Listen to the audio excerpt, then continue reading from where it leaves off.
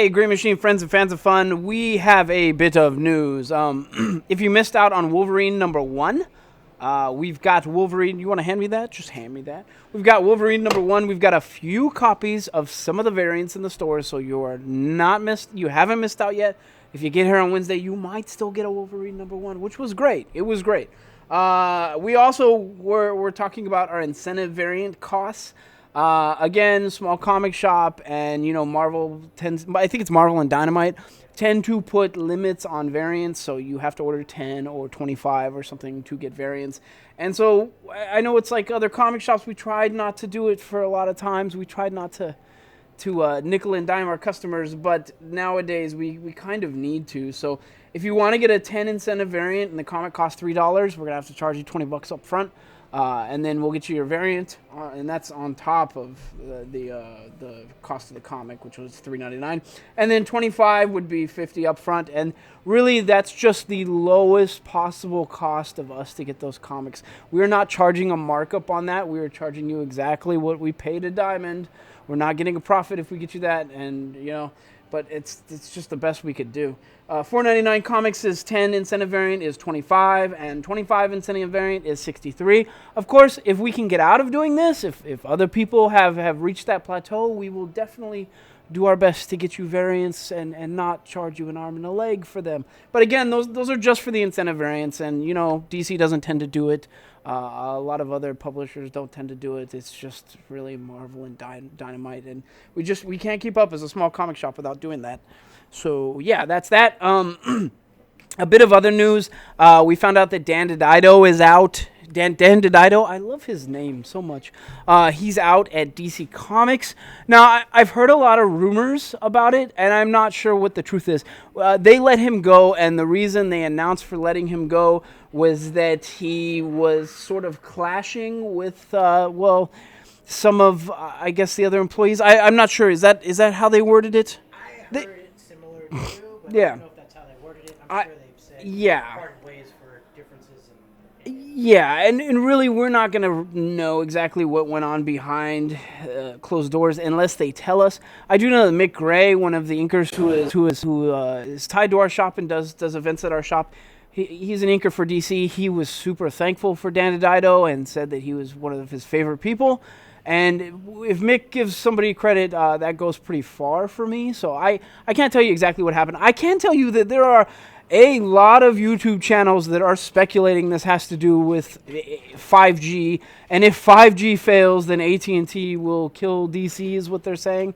If you don't know, as confusing as that statement is, and I wouldn't blame you, because AT&T and 5G, to me, sounds like data rollout usually. So we're going to confuse all casuals by saying that sort of thing, so let's fix it. By 5G, they mean the 5th generation, which would be the new generation of characters. To include one we've known about forever, which I think is Luke Fox is supposed to take over the mantle of Batman. That's the plan, right? That's our assumption. I think that was their plan. So anyways, they're saying that is going to ruin DC Comics, and then AT&T is going to close DC Comics. I don't believe any of that. I will tell you that we have no idea where they're going with this. We don't even know what actually that 5G stuff is going to contain. And people can speculate all day and tell you that, but the truth is people who order the books and who read the books and sell the books, we have no idea. So let's just wait and see and give it a chance.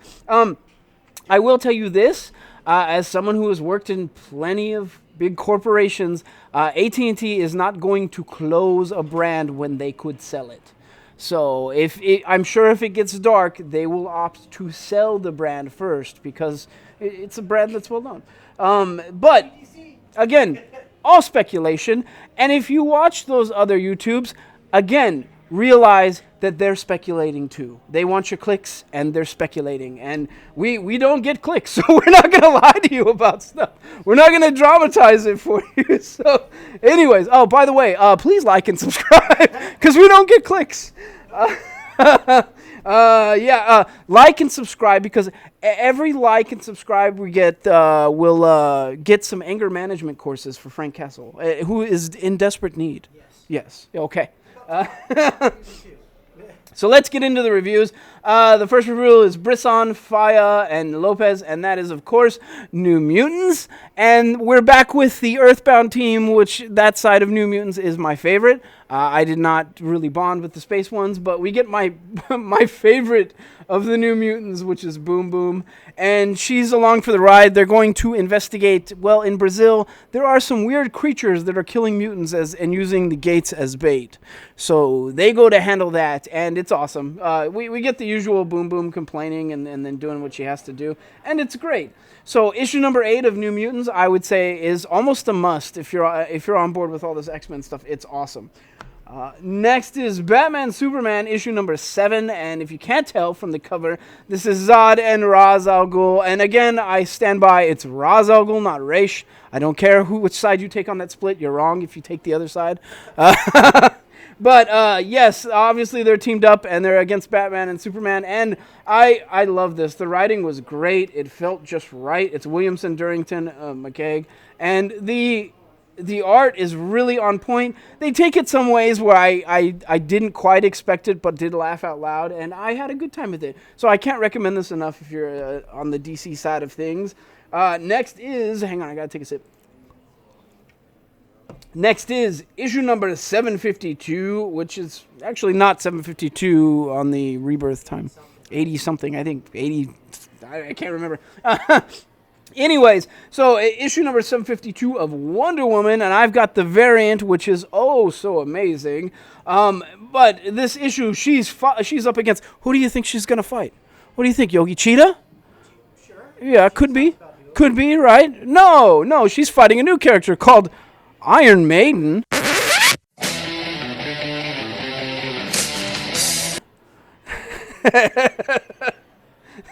So that's wild, and the character Iron Maiden is a knight, and they sort of get along and sort of clash. We get a really good fight in here, and it goes about as expected, and I had a good time with it. So really nothing to complain about. This issue was honestly awesome and did not feel like filler. It felt like they were setting the stage for something else. So I can't really recommend it enough. So yeah, come pick that up. Next is Scream, Curse of Carnage, issue number 4. And this, of course, is Chapman, Brown, Mooneyham, and Barreto. Now, I have had a good time with Scream, but this issue itself sort of feels like the last issue, where she sort of took on the, I can't remember what it was called, but the evil mastermind symbiote that's in the ocean that's waiting for Null to come up. And the symbiote, like, ripped her symbiote off of Maniac.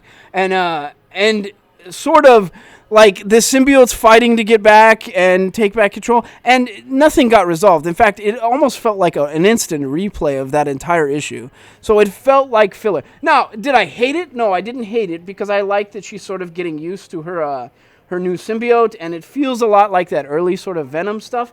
But I feel like they could have gone a little bit further than this. It didn't feel quite necessary.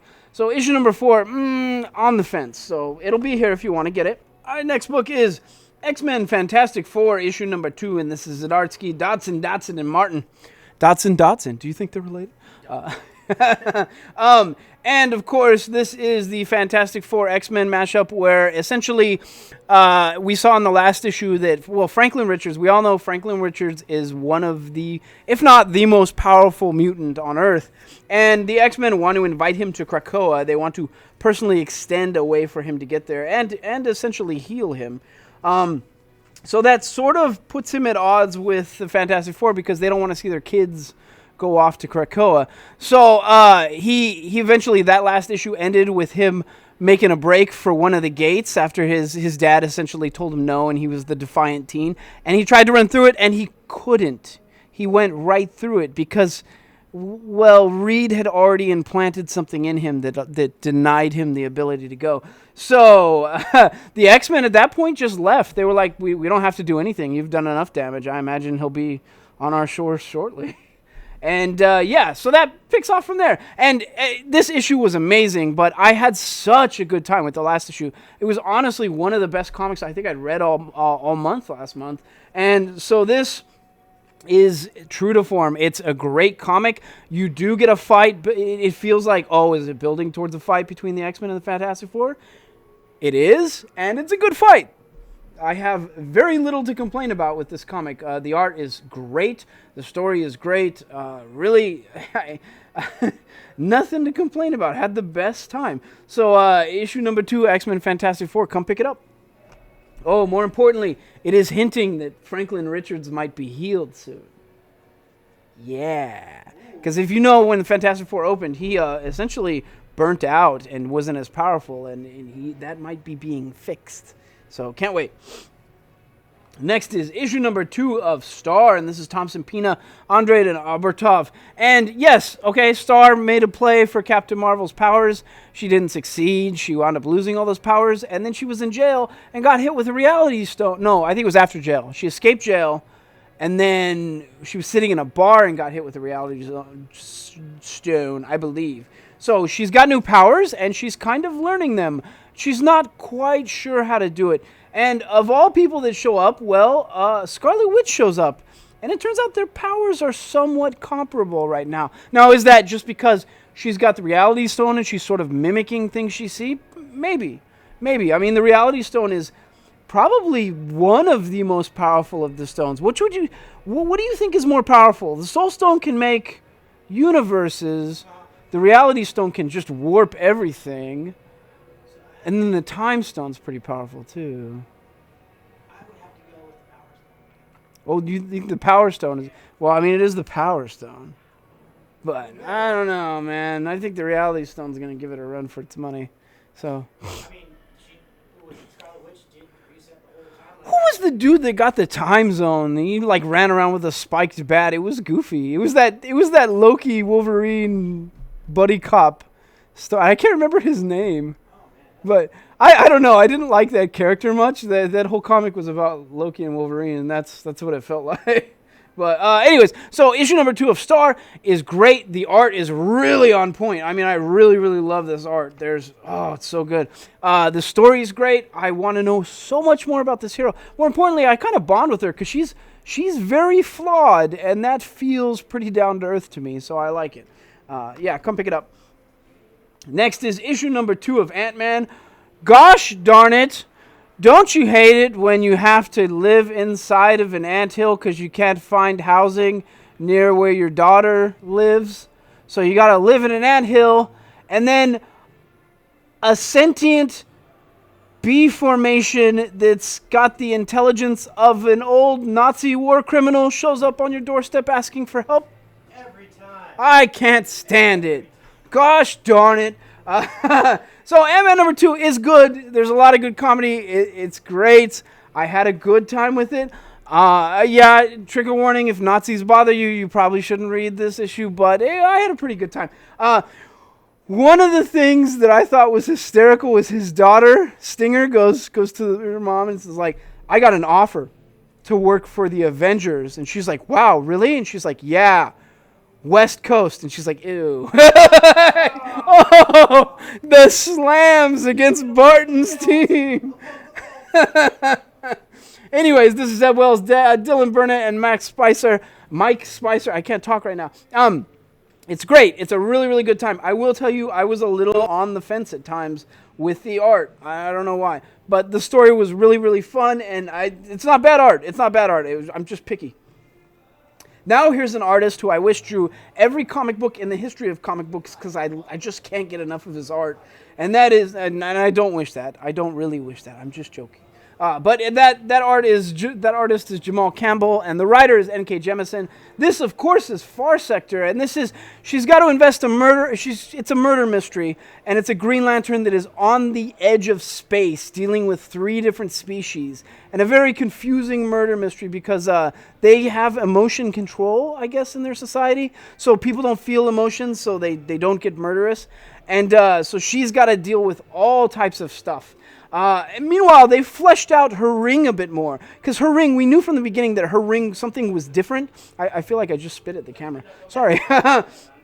Her ring was a bit different in the sense, and we get more of the information in this issue. Her ring is way different. It actually charges on its own and doesn't need a battery to recharge. She doesn't even have to do the oath. So that's something. But it's also, there's a big weakness tied to it, which is also something. So yeah, it's great. Far Sector issue number 4 is awesome.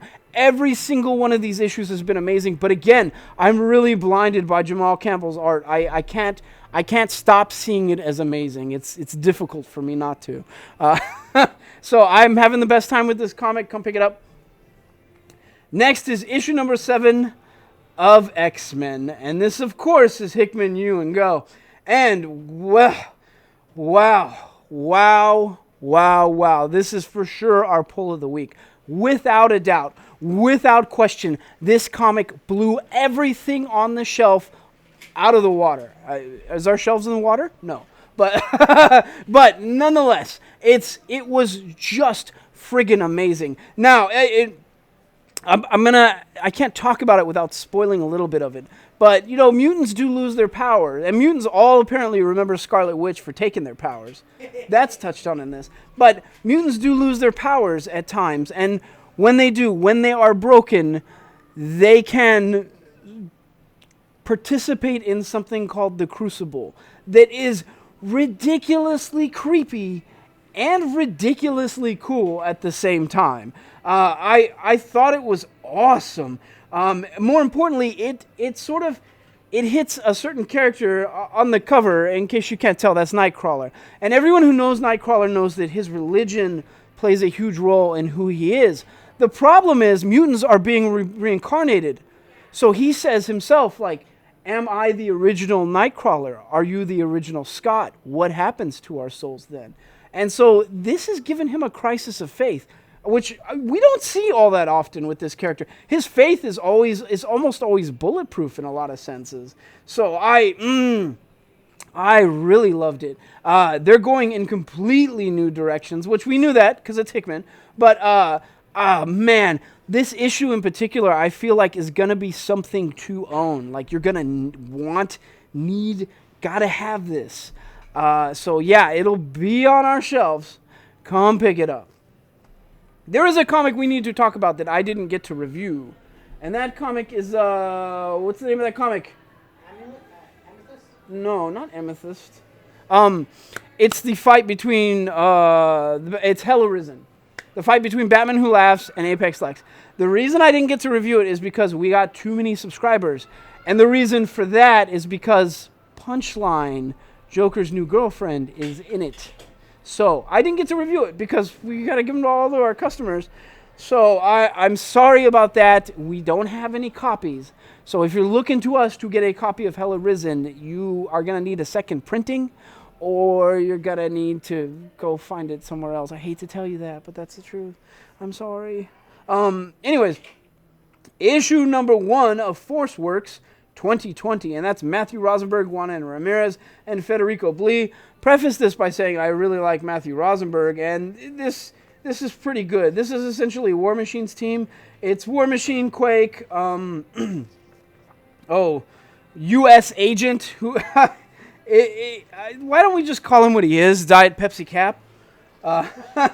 And Mockingbird. That's their team. And it's a pretty good showing for an issue 1. It's a lot better than Machine Man, which I didn't like at all. But it was okay. It was okay. I'm not going to tell you it's the best comic in the world, but I'm on the fence about it. The art was good. The storyline was, well, it's so-so. It's just another new team, and I want to see where they go from there. I will say, I love anything with War Machine in it, and Matthew Rosenberg is pretty good at writing good things with at least a War Machine suit in him, if you know what I'm referencing. So, yeah, this is going to be something to see, so come pick it up.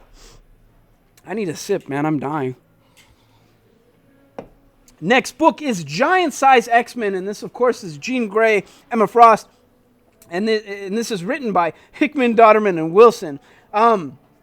This was an amazing comic. Honestly, really, really good. The art was just absurdly cool. And the dialogue, well, there's not much of the dialogue. It seems they need a couple telepaths to sort of go in and fix Storm, because Storm was found kind of broken. So they got to figure out what happened to her head. And so there's a lot of symbolism. There's a lot of beauty. The art is just amazing. I mean, really to die for. And the story went all over the place in good ways. So I can't wait to see what happens with this, because there is some fallout at the end of this. But yeah, come pick this up. It's amazing. It really is a testament to art. It's just great. I want to know how Hickman wrote that, because it was just constant gestures in the script. Anyways, next is Dugan, Garney, and Mia? Is that Mia? Mia. Okay. I got the name sort of right. Fantastic Four, Grimm Noir. Now this, I believe, is a one-shot. I'm relatively certain is a one-shot. It centers around, well, Ben Grimm has not been getting a good night's sleep, and neither has his neighbor, who was kidnapped. So he's kind of got to get to the bottom of both of them. And it's pretty good. I had a good time with it. Now, I will say, it's not as noir as I wanted it to be. I mean, you put Ben Grimm in a trench coat and the fedora, and I feel like that's still Ben Grimm, because that's like his look. So it didn't check off that box for me. That's not to say it wasn't a great comic. I had a really good time with it. It's good Ben Grimm. It's a good Ben Grimm story. So yeah, we'll have this. Come pick it up. Next is Kill Locke, and one of our subscribers told me I needed to, one of our pull list subscribers told me I needed to read Kill Locke. So I gave it a try, and I'm a little confused. I would say don't start with the third issue. It seems like there are a bunch of AI robots, and they all have marks on them, and some of the marks are causing them to detonate. So they're trying to get to the bottom of that. And it has a touch of, I guess, I don't know, religious zealotry in it, it feels like. And I'm not sure what the statement is, but again, came in on it on the third book. I will say the art is kind of weird in how it's done. At times the art sort of feels like it's computer generated, and other times it feels like it's a watercolor of sorts. It's really cool art. The storyline was, it was weird for me. I would say don't start with this issue. But we'll have it on our shelves if you really want it. Come pick it up. Next is Harley Quinn. No, this is the Harley Quinn cover. I'm sorry. This is Batman Curse of the White Knight. This is the Harley Quinn variant. And this story has been amazing. So if you don't know, Asbats is in play. Asbats is mad at Batman. And the reason being is because, well, it turns out Bruce Wayne is not a Bruce Wayne in this universe. He was the big bad guy, and his ancestor betrayed Bruce Wayne and left him for dead. And so Azrael is the actual Wayne. So, yeah, what a twist. But one thing I will say is that if you had been following the story of White Knight and what Sean Murphy had been talking about, he had been saying that he wanted to find a way to make this into the Batman Beyond universe. And he's found it in this issue. He hits it on the head. Exactly. That's what they're doing. I'm almost 99% sure they're transitioning this into the Batman Beyond universe. So, yeah, it's something to see. It was a really good issue. So, again, the art, little to complain about. The art is just on point. And then you might get, I don't know if it's your favorite Batmobile. Again, I think I'm spitting at the camera. Sorry. I don't know what's going on. I need to drink more. I don't know if it's your favorite Batmobile, but one of my favorite Batmobiles is in this. And you'll just have to see which one it is. And if you know me, maybe you can guess which one it is. But it's in this issue. It's awesome to see. Come pick it up. I need the drinks. Oh, okay. No more dry mouth. Let's keep going. Falcon and Winter Soldier. Issue number 1, this is Landy Vincetti and Mia. Again, this is a really strong opening, I have to say. I don't know if this is going to be tied into the Netflix series or if they're just launching it alongside. It feels like they're just launching it alongside. But, well, it seems like a bunch of people were murdered, and they've got to investigate it, and it turns out the villain is, well, I can't spoil that for you. But it's something to see. It's kind of funny to see these two dealing with a villain of this caliber. That's all I'm going to say. So, yeah. Falcon and Winter Soldier, issue number 1, is pretty darn good opening. I had a good time with it, and I think if you're a Marvel fan, you won't be disappointed. I'm sorry, guys. I'm feeling... Did it beep again? I think it beeped again. Are we good? I'm feeling kind of warm. I'm hoping I'm not getting sick, but it seems like I'm... Yeah. Oh no, the full moon. Oh! The last book on our list before we do go, no go for the rest of the books is TMNT issue number 1, Jenica. And this is Revel Patterson and Nishiyama. This was amazing. If you know me, you know I really love TMNT, but it's awesome to see a part of New York that is filled with mutants, where they don't have to necessarily hide, and how they're coping with it. And Jenica, she feels like a Ninja Turtle that was always sort of there in a way. It's weird. She feels like a mix between Raph and Leo in how she handles situations, and I like it. I'm having such a good time with it. It's divided up into 2 stories, and the second one I don't think is tied to an ongoing storyline, but the first one is an ongoing storyline, and it left on such a good cliffhanger that I wanted more right then and there. So it's good. It's a really, really good opener. Issue number 1. You should jump in on this, because I keep telling people, like, you need to jump in on TMNT. And I know, like, the main line is so far down the road. This is a good jumping off point. It'll be on our shelf. Come pick it up. Now we're going to do our go and no-go list. The first one is Batgirl, issue number 44. And you can't tell. Obviously, you can tell there's a dragon in play, and it says medieval crimes. So this is the knight rescuing the princess. In this case, the knight is Batgirl, and the princess is her sort of current beau. So it was kind of fun. I had a good time with it. A little to complain about. The art was amazing. It was, I guess it felt true to form for Batgirl, so come pick this up. Go. Sorry, I should say go. I'm getting too descriptive. Rick and Morty. Well, we get a mainline Rick and a mainline Morty fight. They're angry and at each other's throats, and it was great. I had a good time. A lot of action in this issue, so yeah, go. Red Hood Outlaw, go. If you're a Red Hood fan like me, please go. The Dark Trinity is back, and it's great. Go. Avengers, The Last Temptation of Tony Stark, Iron Man.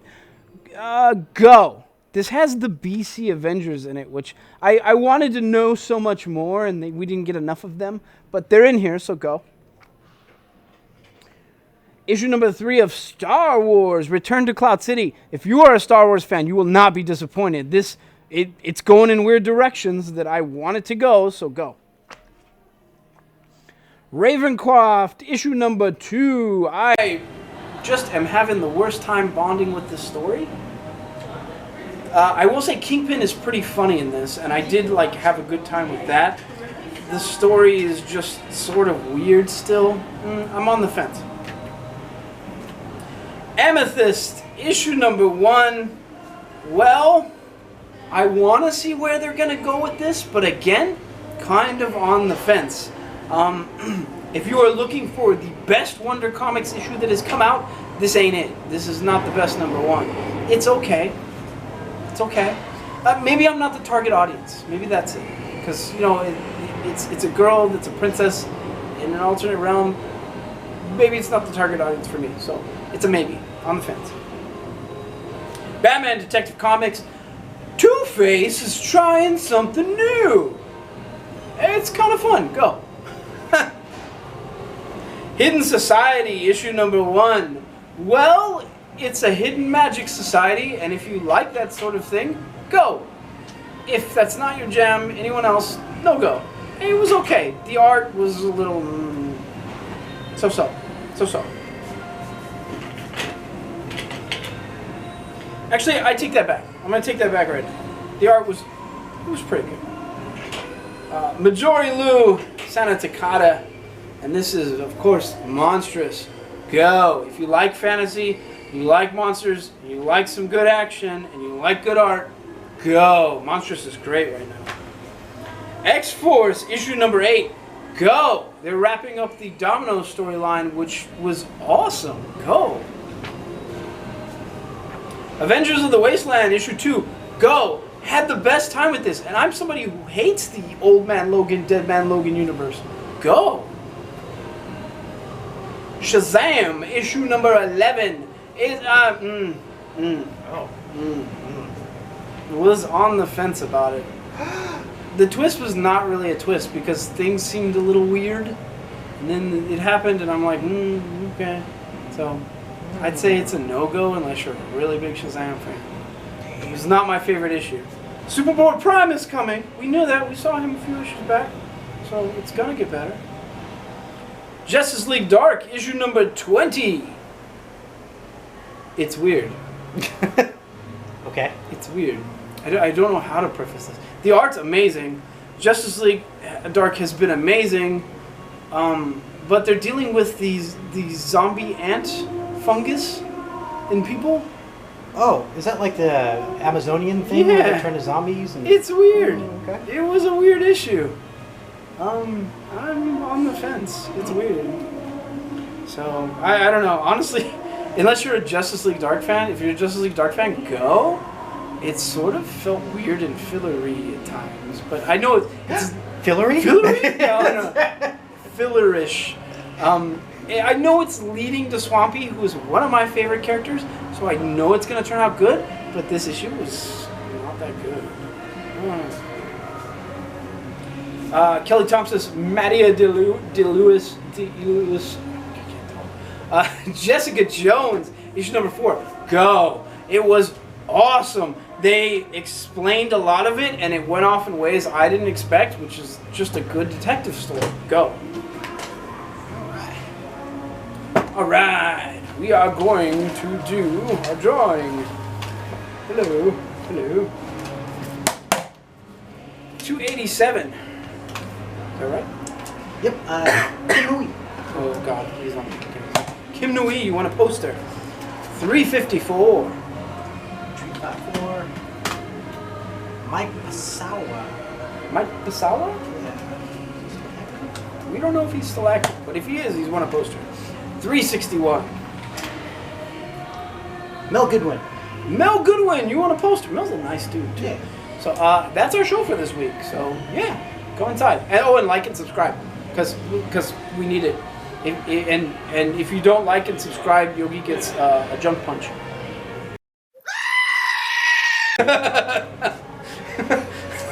Do the dance.